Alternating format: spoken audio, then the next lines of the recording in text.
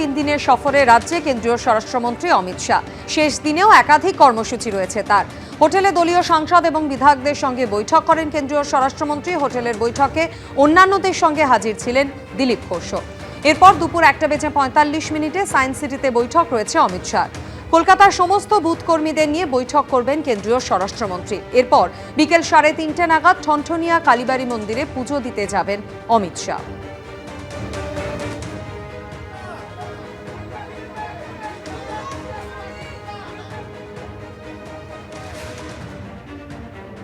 তিন দিনের রাজ্য সফরে রয়েছেন কেন্দ্রীয় স্বরাষ্ট্রমন্ত্রী অমিত শাহ। গত পরশু থেকেই একাধিক গুরুত্বপূর্ণ কর্মসূচি সারছেন তিনি। আজ সকালে দলীয় সাংসদ বিধায়কদের সঙ্গে বৈঠক করেন এবং সেই বৈঠকে হাজির ছিলেন দিলীপ ঘোষ। এরপর দুপুর 1:45 নাগাদ সায়েন্স সিটিতে তার আরও একটি বৈঠক রয়েছে এবং তারপর ঠনঠনিয়া কালীবাড়ি মন্দিরে পৌঁছে যাবেন তিনি এবং আজই তার দিল্লি ফিরে যাওয়ার কথা। কতটা অমিত শাহের যে বৈঠক, সেই বৈঠকের আগে আপনারা কতটা উজ্জীবিত? সকলেই উজ্জীবিত। আমরা জিতবো, 26-এ পরিবর্তন হবে, আসল পরিবর্তন। ধর্ম নিয়ে ফের বিজেপিকে তীব্র আক্রমণ করলেন মমতা বন্দ্যোপাধ্যায়। পাল্টা অমিত শাহ প্রশ্ন তুললেন, ধর্ম নিয়ে রাজনীতি কে করছে? নাম না করে কেন্দ্রীয় স্বরাষ্ট্রমন্ত্রীর নিশানায় সাসপেন্ডেড তৃণমূল নেতা হুমায়ুন কবির। পাল্টা উত্তর দিয়েছেন ভরতপুরের বিধায়কও। আপনাদের ধর্ম বিভাজনের ধর্ম। मंदिर और मस्जिद दोनों की राजनीति कौन कर रहा है? মন্দির উদ্বোধন থেকে দুর্গা অঙ্গনের ভিত্তিপ্রস্তর স্থাপন, মসজিদের শিলান্যাস, কোথাও গীতা পাঠের আসর, তো কোথাও লক্ষ্য কণ্ঠে কোরআন পাঠের ঘোষণা। ভোটের আগে এইসব ছবি কার্যত বলে দিচ্ছে 26-এর বিধানসভা নির্বাচনে অন্যতম ইস্যু হতে চলেছে ধর্ম। কারণ একদিকে হিন্দু ভোটকে একজোট করতে মরিয়া বিজেপি, আর অন্যদিকে তৃণমূলের বিরুদ্ধে সংখ্যালঘু তোষণের অভিযোগে সরব বিরোধীরা। এই অবস্থায় পর্যবেক্ষকরা বলছেন, বিধানসভা ভোটের আগে সংখ্যালঘু ভোট নিয়ে উদ্বেগ বাড়ছে তৃণমূলের। কারণ ইতিমধ্যে মুর্শিদাবাদে বাবরি মসজিদের শিলান্যাস করে হইচই ফেলে দিয়েছেন তৃণমূল থেকে সাসপেন্ডেড এবং ভরতপুরের বিধায়ক হুমায়ুন কবির। শুধু শিলান্যাসেই থেমে থাকেননি তিনি, জনতা উন্নয়ন পার্টি তৈরি করে তৃণমূলকে হারানোর ডাক দিয়ে 182টি আসনে প্রতিদ্বন্দ্বিতা করার ঘোষণাও করে দিয়েছেন হুমায়ুন কবির। তার লক্ষ্য যে সংখ্যালঘু ভোট, তাও বুঝিয়ে দিয়েছেন ভরতপুরের বিধায়ক। পারলে রুখে লেগে আমি তো ওপেন বলছি, আমি মোল্লাদের নেতা। মুসলমানরা সব নওশাদ আর হুমায়ুনের দিকে, আর হিন্দুরা আদিবাসীরা সব মোদিজির দিকে। ঠিক 4 মাস পরে মমতা মুখ্যমন্ত্রী থাকবে না। এরই মধ্যে সোমবার নিউ টাউনে দুর্গা অঙ্গনের ভিত্তিপ্রস্তর স্থাপন করেছেন মমতা বন্দ্যোপাধ্যায়। এই দুর্গা অঙ্গন বিশ্বের বৃহত্তম দুর্গা অঙ্গন হিসেবে প্রতিষ্ঠিত হবে। পশ্চিমবঙ্গে রাজনীতি যখন কার্যত ধর্মময় হয়ে উঠেছে, তখন এর দায় তৃণমূলের ঘাড়েই চাপালেন অমিত শাহ। एक तृणमूल से निकले हुए एमएलए कर रहे हैं और एक तृणमूल कांग्रेस कर रही है। चुनाव के वक्त ये सब करने की परंपरा कितनी उचित है, वो बंगाल की जनता को तय करना पड़ेगा। किसी भी कारण से मंदिर बनाते हैं, इसका स्वागत करता हूं, मगर बहुत देरी कर दी है उन्होंने। অমিত শাহজি আগে রাম মন্দির করেছেন। আমাদের আদরণীয় প্রধানমন্ত্রী 22শে জানুয়ারি 2024 শটান তিনি ভারতবর্ষের প্রধানমন্ত্রী একটা মন্দিরে গিয়ে শটান শুয়ে পড়েছিলেন। বিজেপির বিরুদ্ধে তোপ দেখেছেন মমতা বন্দ্যোপাধ্যায়ও। আমরা ওয়াকা প্রপার্টিও দখল করতে দেব না, হিন্দুদের মন্দিরও দখল করতে দেব না। যান কাশিতে গিয়ে খুঁজে আসুন কেন কাশিতে বিজেপি হেরেছে। আজকে এখানে বড় বড় কথা। পশ্চিমবাংলার যদি বলো খুব দুঃসময়, এই মন্দির মসজিদ বিতর্কে পশ্চিমবাংলার অর্থনীতি জাহার নামে যাবে। এখানকার জ্বলন্ত যে সমস্যাগুলো আছে সে নিয়ে মানুষ সরব হতে পারবে না। এক সর্বনাশের খেলা প্রতিহত করতেই হবে, নাহলে পশ্চিমবাংলার কোনো ভবিষ্যৎ নেই। প্রশ্ন উঠছে, তাহলে কি শিক্ষা, স্বাস্থ্য ও উন্নয়নকে পেছনে ফেলে 26-এর বিধানসভা ভোট হতে চলেছে মন্দির মসজিদকে সামনে রেখে? সন্দীপ সরকার, উজ্জ্বল মুখোপাধ্যায়, ভাস্কর মুখোপাধ্যায়, এবিপি আনন্দ। 71-এর মতো আবার পাশে দাঁড়াক পশ্চিমবঙ্গ, রাস্তায় হোক কোটি মানুষের মিছিল। সনাতন সংসদের সাংবাদিক বৈঠকে এই আবেদন করলেন শাহবাগ আন্দোলনের প্রথম সারির মুখ বাপ্পাদিত্য বসু। তার অভিযোগ, ওসমান হাদির খুনিরা লুকিয়ে আছে বাংলাদেশে।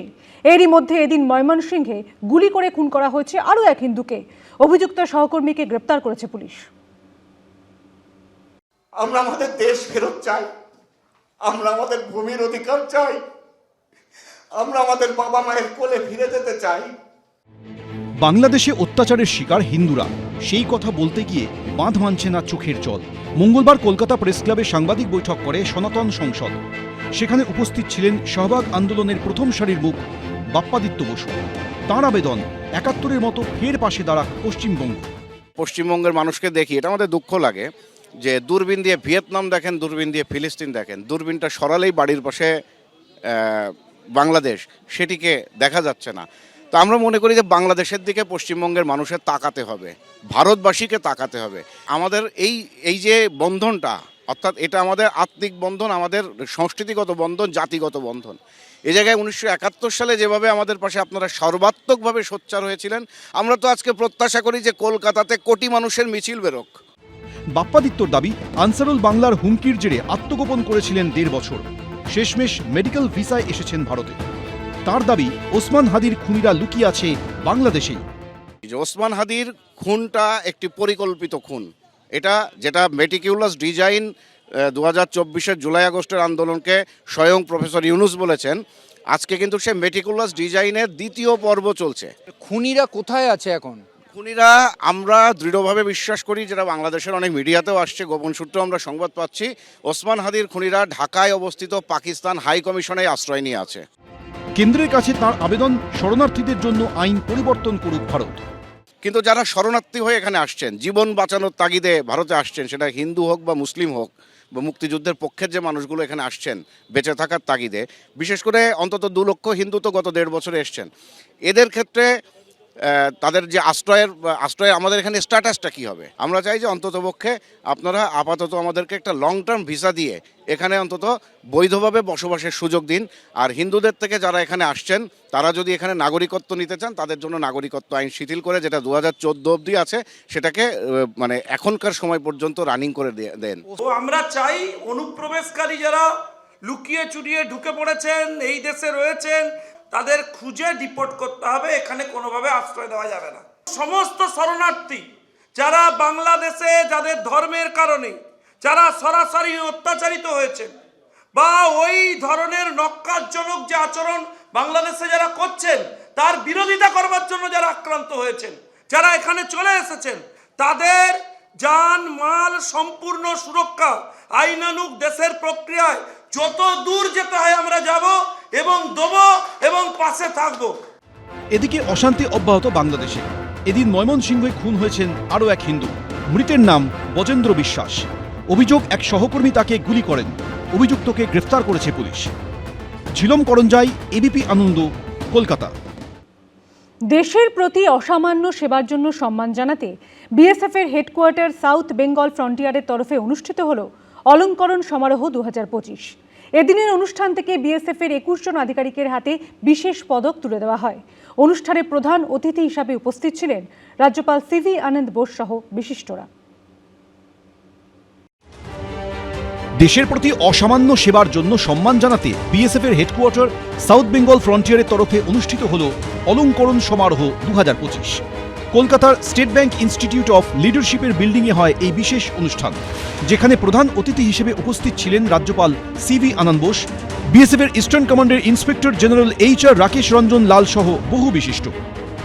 The nation is proud of the brave hearts of the BSF, who with meticulous care has guarded our borders. They are doing an excellent job. The entire nation is thankful to them for the bravery, the valor, and the timeliness of their action. We are proud of them. We should certainly encourage them to the hilt. এদিন বিএসএফের head constable থেকে DIG পদমর্যাদার 10 জন কর্মরত এবং অবসরপ্রাপ্ত SI ও inspector পদমর্যাদার 11 জন আধিকারিকদের হাতে president police medal for meritorious service পদক তুলে দেওয়া হয়। सीमा सुरक्षा बल के अधिकारियों और जवानों ने सदैव अपने फर्ज को अपने जीवन से ऊपर रखते हुए हर परिस्थिति में अपने आदर्श वाक्य जीवन पर्यंत कर्तव्य को चरितार्थ किया है एवं अपने राष्ट्र के लिए सुरक्षा की पहली दीवार होने का प्रतिष्ठित गौरव हासिल किया है। अपने कर्तव्यों का संतुलन रखते हुए काम करना अत्यंत चुनौतीपूर्ण है, किंतु सीमा सुरक्षा बल में कर्मठ कुशल एवं पराक्रमी जवान प्रति इन चुनौतियों से जूझते हुए अपनी जिम्मेदारियों का सम्यक निर्वहन कर रहे हैं। এদিনের এই অনুষ্ঠান থেকেই ভিজুয়াল রিপ্রেজেন্টেশনের মাধ্যমে দেশের সীমান্ত সুরক্ষায় বিএসএফ এর দৃষ্টান্তমূলক ভূমিকার ভূয়সী প্রশংসা করেন উপস্থিত অতিথিরা। আবির দত্ত, এবিপি আনন্দ, কলকাতা। এবিপি আনন্দ, এগিয়ে থাকে, এগিয়ে রাখে।